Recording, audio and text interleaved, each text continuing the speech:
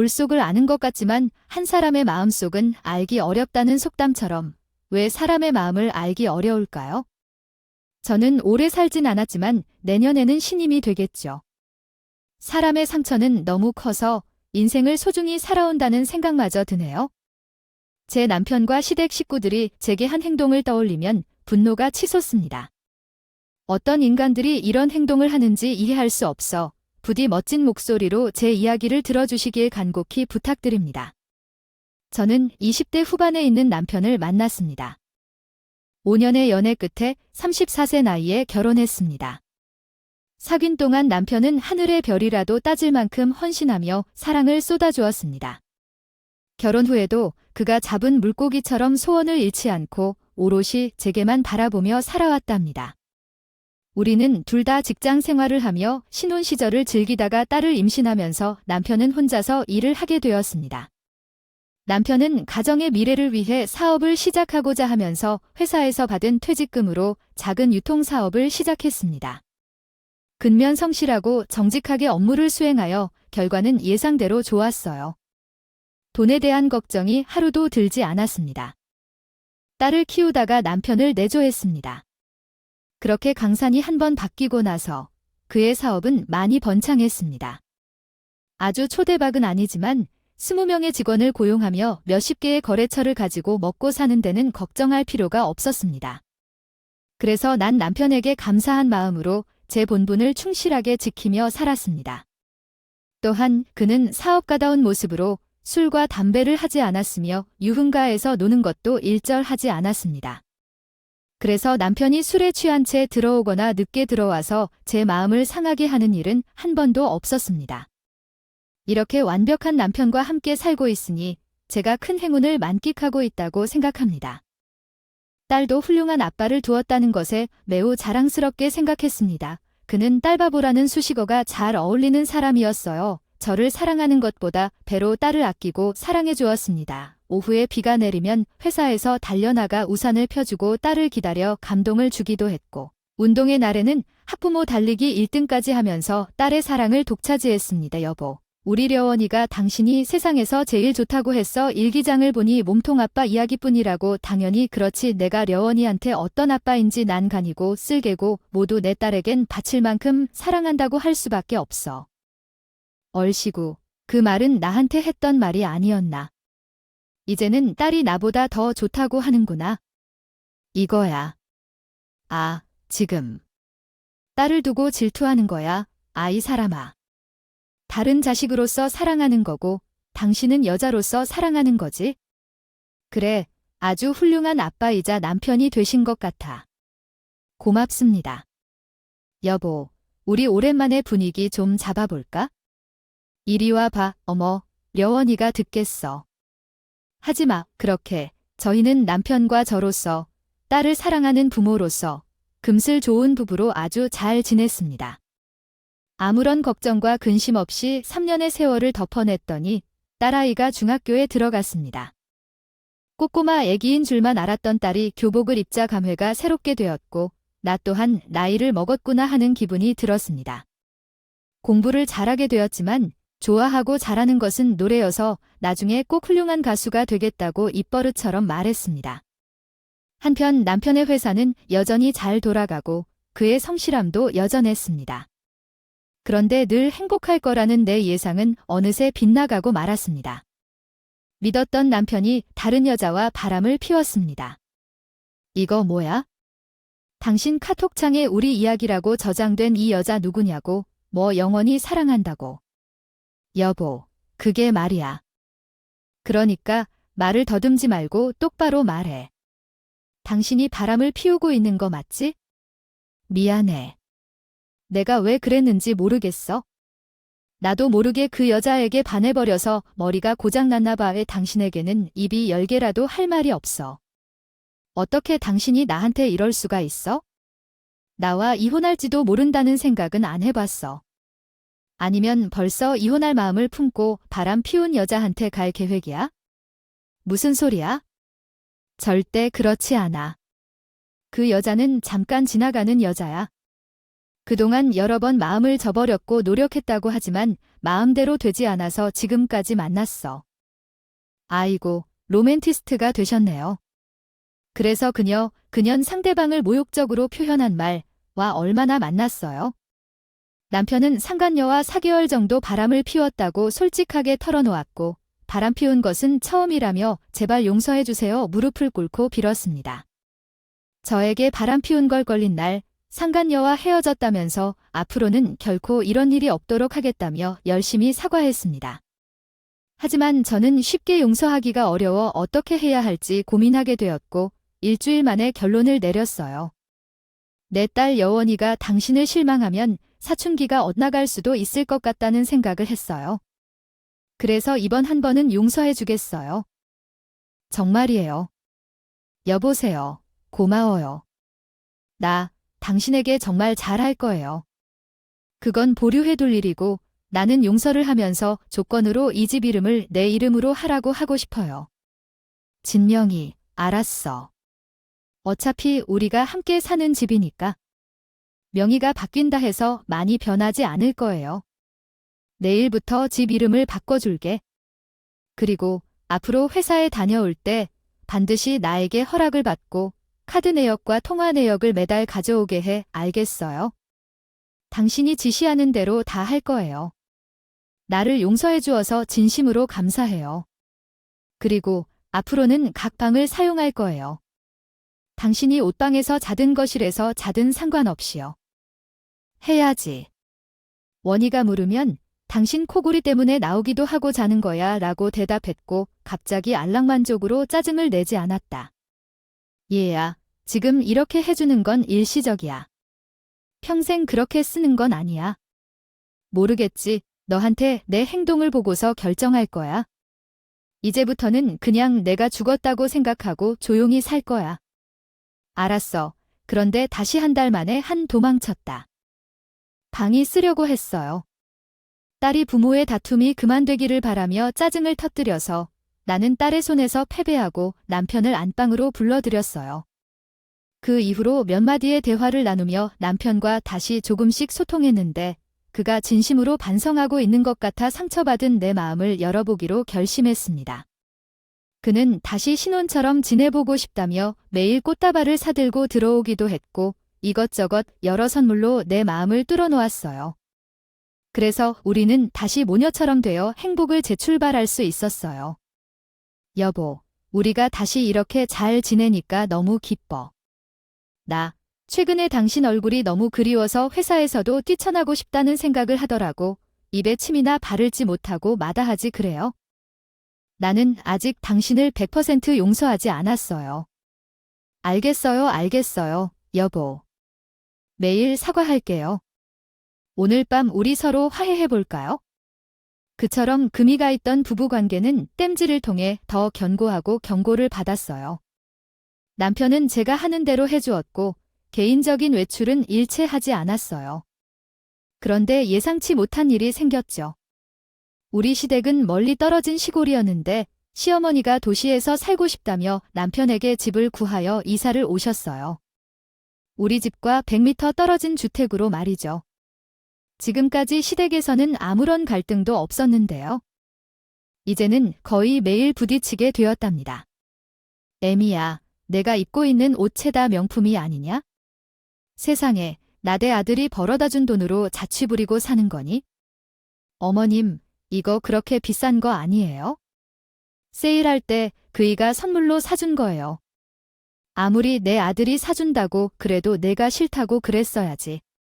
집안 살림을 제대로 하는 것 같아 보이지도 않는데 이렇게 비싼 걸 받아도 되냐? 이놈의 자식은 나한테는 한 번도 명품을 사준 적 없는 놈이지. 제 마누라한테는 아주 그냥 돈을 쏟아붓는구만. 시어머니는 시골 사람답지 않게 모르는 명품은 없었습니다. 디자인만 보면 어디서 꺼내서 하고 바로 말이 나오신답니다. 여하튼 남편 덕에 편하게 먹고 사는 것 같다며 자주심은 노릇을 하시려고 찾아오셨습니다. 결혼한 지 15년이 다 되어가는데 예상치 못한 20살이가 시작된 거죠. 살림하는 방식이 마음에 안 들어서 반찬이 지게 뭐냐? 우리 아들이 피땀 흘려 번 돈으로 이렇게 비싼 걸 샀느냐 등등 괴로운 잔소리를 들으며 보냈죠. 또 시어머니 옆에는 항상 시누이가 따라왔는데 앵무새처럼 시어머니 말을 반복했습니다. 언니, 한 달에 생활비를 얼마나 받는 거예요? 우리 오빠한테 빨대 꽂고 아주 편하게 사시는 것 같아요. 아가씨, 무슨 말을 그렇게 하세요? 빨대를 꽂으러 가면서 전 그이가 밖에서 일을 잘하도록 성심성의껏 내주었다고 해요. 제 남편이 사업이 잘 되었다는 것에는 제가 기여한 부분도 있다는 말씀이에요. 집에서 펑펑 놀면서 무슨 언니 덕을 보았다는 걸까요? 어쨌든 시집 잘 간 여자들은 자신들이 잘 나가서 남편도 잘 나가는 줄 아는 것 같아요. 아가씨 말을 너무 막 터지게 하는 건 아닌가요? 제가 시누이의 말에 맞서 언성을 높이면 시어머니가 다음 주제가 되어 저를 쏘아댔어요. 이게 어디서 목소리를 높이면 암탉이 울면 집안이 망한다는 걸 모르는 게 내 딸이 틀린 말을 했다는 거니까요. 아닌데 괜히 성질을 부리는 거냐고. 우리가 시골에서 살았을 때는 아무것도 몰라서 가만히 있었지만 이제 내가 어떻게 사는지 알았으니 할 말은 꼭 하고 넘어갈 거다. 그러니까 넌 내 아들이니 돈을 펑펑 쓸 생각하지 말고 알뜰살뜰하게 모으고 절약하는 습관을 들이도록 해라. 또다시 내 눈에 비싼 명품을 두른 모습이 보이면 그 옷을 다 찢어버릴 거다. 어떻게 된 게 시댁 식구들은 남편의 성격이 하나도 보이지 않았다며 어찌되었든 시어머니 비위를 맞추려고 비싼 옷들을 모두 장롱 깊숙이 넣어두었고 시장에서 산 옷들만 입으며 지냈습니다. 시무와 시누이는 나에게 시비를 걸려고 우리 집에만 오면 눈에 불을 켜고 두리번거리셨다. 내가 12년 전에 남편과 결혼한 것도 아니고 거의 15년이 다 되는데 이렇게 대우를 받는 게 어이가 없고 짜증나서 남편에게 말했다. 어머니와 아내가 삽시다 맥분할 때마다 와서 난리셔. 내가 당신을 피를 빨아먹는 여자라고 하면서 얼마나 잔소리가 심한지 몰랐다고 미안해. 우리 엄마랑 동생이 성격이 없애 시골에서도 다들 무서워서 피해 다녔다고 해서 내가 나설 때 단지 당신을 더한 시비를 걸지 있으니까 조금만 참아라. 내년에는 더 좋은 집을 준비해 드릴게요. 멀리로 이사시키겠습니다. 서울은 아무리 멀어도 같은 곳이 아니에요. 지금 어머니의 뜻을 보면 버스를 3번 갈아타고 찾아와서 제게 힘들게 하시겠다고 하시는데 남편은 어떻게 하면 좋을지 몰라 하며 사과하고 이해해 주기를 제게 부탁했습니다. 그 이후로도 계속 심어시며 귀가를 잡으려고 잔소리하며 짜증나게 하더군요. 잘 지내려고 노력해봐도 시댁 가족들이 날 극도로 싫어하니 갈등이 해소되지 않았답니다. 그런데 어느 날부터 시모와 신우가 오지 않기 시작했습니다. 일주일에 서너 번씩은 꼭 들렀던 곳이었는데요. 달이 지나도 저희 집에는 오지 않습니다. 저는 의무적으로 안부 전화를 드렸는데 연락도 받지 않으세요. 여보, 어머님께 무슨 일이 있으신가요? 요즘 뜸하시네. 전화도 안 받으시고. 뭔가요? 요즘 다른 취미가 생기셨나 봐요. 그래요. 무슨 취미인지는 모르겠지만 쭉 빠져 계시면 좋겠네요. 덕분에 숨통이 트인다고 당신이 편안하니까 다행이네요. 앞으로는 우리 집 식구들 때문에 힘든 일은 없을 거예요. 저는 시댁 식구들에게 무슨 바람이 불었는지 궁금했지만 보이지 않는 것만으로 너무 좋아서 관심을 끌고 있어요. 한 달이 더 지난 후에 시어머니와 시누이가 오랜만에 우리 집을 찾아왔습니다. 반가운 척하며 그동안 왜 그렇게 뜸했냐고 물었어요. 어머님, 아가씨, 그동안 재미있는 일이라도 있으셨나요? 재미있는 일이 있었어요. 누구 덕분에 여행도 다니고 호강도 했거든요. 남편이 여행을 보내주셨어요. 어디로 다녀오셨나요? 네, 남편이 보내준 거 아니야. 우리가 새 식구가 생겼거든.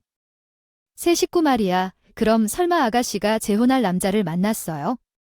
10년 전에 이혼한 신우희에게 밝은 미소로 물었더니요. 인생을 쓰면 아니라고 하더군요.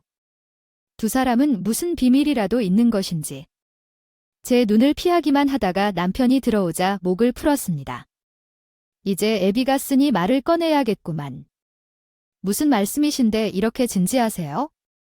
여보, 무슨 큰일이라도 생긴 거야? 그게 엄마가 말씀하실 거야 들어봐. 그이는 무슨 잘못이라도 했는지. 시어머니 옆에 바짝 붙어 있더라고요. 이윽고 시어머니가 입을 열었는데 충격적인 통보를 시작했다. 너, 애비랑 그만 이혼해라. 15년 가까이 호강하고 살았으면 인제 그만 갈라서서 살아도 될 때가 된 것 같다네 지혼을 하라고요, 어머님. 아무리 제가 마음에 들지 않아도. 그렇게 쉽게 이혼 얘기하는 건 아니야? 여보, 넌 왜 그렇게 가만히 있어? 내 아들에게 큰 소리치지 말고 내가 시킨 대로 해 가니 다짜고짜 요나라는 건 말이 안 되잖아요. 저희 어머니와 아들은 평화롭게 잘 지내고 있다고요? 이 사람이 쟤 얼마나 사랑해주는지 아세요? 뭐, 널 사랑한다고 또 미련 곰탱이가 따로 없어. 얘야, 왜 우리가 이 집에 왜 오지 않은 줄 알아? 시간을 보내느라 바빴어서 못 왔어. 새 며느리라니, 아유, 답답해.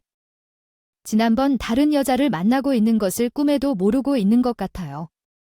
쓸모가 말하는 새 며느리는 남편의 상간녀를 말하는 것이었습니다. 한 번 바람을 피웠던 남편이 또다시 바람을 피울 거라고는 상상도 못하고 있어서 너무 황당하고 끔찍했어요. 당신이 바람을 피웠다고요? 그게 미안하게 되었어요. 여보, 우리 이혼하자. 지난번 바람을 피울 때 걸렸을 땐 이혼당하지 않으려고 그렇게 했는데 지금은 직접 외도 사실을 알리고 이혼까지 요구하고 있는 겁니다. 농담이었어요. 지금 나를 놀리고 있는 것이죠. 넌 내가 왜 이렇게 미련한지 몇 번을 말해줘야 믿겠다는 거야? 이 세상에 너보다 더 예쁘고 잘난 여자가 없을 거라고 생각했니? 그래서요. 당신의 남편이 바람을 피운 것을 믿기 어렵지 않으신가요? 직접 말해보세요. 이 모든 게 사실이에요. 그동안 회사에만 진심으로 다녔는데 언제부터 다른 여자를 만났을까요? 그러자 그는 회사 출근해도 모든 시간을 회사에서 보내지 않는다고 말했고 따분해서 동호회에 들어갔는데 거기서 만난 여자와 3달 넘게 바람 피웠다고 고백했습니다. 믿고 있던 도끼의 발끝을 2번이나 찍혀 배신감을 표현할 필요도 없을 만큼 충격이었고 당장이라도 남편을 작살내려고 했습니다. 여기 이리 와요. 바람 피운 지 얼마나 됐다고 또 바람을 피웠는지 말해주세요. 늦게 배운 도둑질이 무섭다고 했더니 나이가 들어서도 바람을 피우는 내가 두려웠다. 오늘은 너도 나도 죽을 것이다. 여보, 미안하지만 이번에는 간단한 바람이 아니야. 나는 그 여자를 진심으로 사랑해. 내 삶을 그 여자와 함께 새롭게 시작하고 싶어. 그러니까 우리 둘이 이겨내야 해. 남편의 멱살을 잡고 따귀를 세게 갈겨주며 다시 말했지만 남편은 이미 상간녀에게 빠져 있었다. 얘야, 내가 뭔데 내 아들의 얼굴에 손대는 거야? 손을 대세요. 당장 떨어지지 않아, 어머니. 아무리 제가 마음에 들지 않아도 그래도 바람 피우는 여자와 만나게 내버려 두셨어요. 아니, 그것도 모자라서 저 몰래 같이 만나셨다고요? 그래, 만났다. 그것도 정말 많이 만났다. 우리 새며느리가 얼마나 대단한지 알아요. 100억 가치의 재산을 보유한 부자라는 건 당신보다 눈부신 말인 거죠. 그러니까 잡소리 그만하고 이혼하세요. 새언니 자존심도 없어요? 남편이 바람 피우면 당연히 이혼해야 하는 거 아니겠어요? 아가씨가 바람 피우고 이혼당했다고 너무 쉽게 말씀하시네요. 이젠 보니 바람도 유전적인 건가 봐요. 내 한마디에 실무와 시누이가 불같이. 화를 내고 있는데 남편이 주머니에서 이혼 서류를 꺼냈습니다. 엄마, 미소 그만 짓고요. 이 사람이 뭐라 하는지 신경 쓰지 말고 우리가 할 일만 하고 끝내자고요. 여보, 여기 이혼 서류야. 도장 찍고 헤어지자. 위자료를 섭섭해하지 않게 줄 테니까 5억이면 충분하지 않겠니? 웃긴 소릴 하네. 내가 누구 좋아서 이혼을 해줄 거라고. 5억이 아니면 50억을 가져와도 이혼 못해. 평생 불륜을 저지르며 살아봐. 쓰레기 같은 놈아. 여보, 이러니 내 마음 편치 않아. 나 진짜 그 여자를 사랑한단 말이야. 제발 나를 놓아주십시오. 이렇게 부탁할 거야. 그 여자가 두 손을 싹싹 펴며 이혼을 간청하자 딸 예원이가 생각이 났어요. 당신 여은이한테 부끄럽지도 않아요. 려원이를 생각해서 정신 차릴 마음은 하나도 없는 거냐고. 응, 없어요. 려원이도 클 만큼 자랐고 다 이해해 주실 겁니다. 나이에 맞게 생각하세요. 진짜 구제가 안 되겠군요. 제대로 상근이한테 홀린 것 같아요. 그런데 어떻게 해야 할까요? 절대적으로 이혼하지 않을 거예요. 려원이에게 당신이 바람난 쓰레기라고 말해주면 평생 원망하게 만들 거예요. 남편과 시댁 식구들에게 오만정이 떨어지긴 했지만 쉽게 이혼하고 싶지 않아요. 끝까지 거절한 후 세 사람은 자리에서 일어나 다음에 다시 이야기하기로 했어요. 저는 이혼을 하지 않는다면 소송을 제기하겠다는 말을 남기고 떠났어요. 폭풍우가 지나가는 것처럼 온몸이 사시나무처럼 뚫리고 막혀서 쓰러질 것 같았습니다. 잠시 후 학교에서 돌아온 딸이 저를 보며 무슨 일이냐고 물었어요. 엄마, 왜 그래요? 어디 아픈 거예요? 그러자 딸이 려원아, 엄마 어떡해? 라고 물으면서 크게 소리쳤어요. 아니야, 너 어떡해? 왜 그러니? 그런데 저는 눈물을 흘리며 조금 전 있었던 상황을 설명하는 대신 알려주었어요. 부모로서 이런 이야기를 전하는 것은 매우 부끄러운 일이었지만요. 당장 기대할 곳은 딸아이밖에 없어서 숨김없이 털어놓았습니다. 그러자 딸아이는 얼굴이 새까강지면서 실망을 하고 남편을 가만두지 않겠다고 말했습니다. 다들 내 눈에 띄면 손톱으로 얼굴을 핥히어버릴 거야. 나쁜 사람들. 할머니랑 고모는 원래 그런 사람들이라 해도 아빠가 이럴 줄은 몰랐어. 지난번 바람을 피웠을 때부터 미웠는데 또 그랬다니까 가증스러워. 리나. 너 알고 있었니? 지난번 일을 알고 있었던 거야. 응. 엄마. 아빠가 각방을 쓸 때부터 의심을 했지. 그리고 안방에서 아빠가 쓴 각서를 봤어. 더러운 인간. 한번 바람 피우고 정신 차려서 봐주려고 했는데 이번에는 바람난 아줌마랑 결혼을 하겠다니 절대로 용서할 수 없어. 이제 나한테는 아빠랑 존재물이 없어. 그 인간이 내 눈에 뜨이면 가만두지 않을 거야. 딸이랑 속이 시원하게 욕을 해주니 떨리던 몸이 안정을 되찾았어. 며칠 뒤 남편과 시댁 식구들이 다시 찾아왔을 때 딸에게 문자를 보냈다. 학교에서 조퇴를 하고 돌아와 세 사람에게 약을 써서 달려들었어. 아빠가 사람인데 어떻게 엄마에게 그럴 수 있어? 더럽고 불결하게. 할머니와 고모도 마찬가지야. 다들 쓰레기라고 말해. 여년 동안 지엠과 판박이네 어디 어른한테 악을 쓰고 대들 것이다. 막말을 하는 건 내 스타일이구나. 이 녀석아, 아빠가 이혼한다 해도 내가 볼 일이 없어. 시어머니는 나를 손자로 인정한 적이 없어. 그렇기에 예상치 못한 정도였어?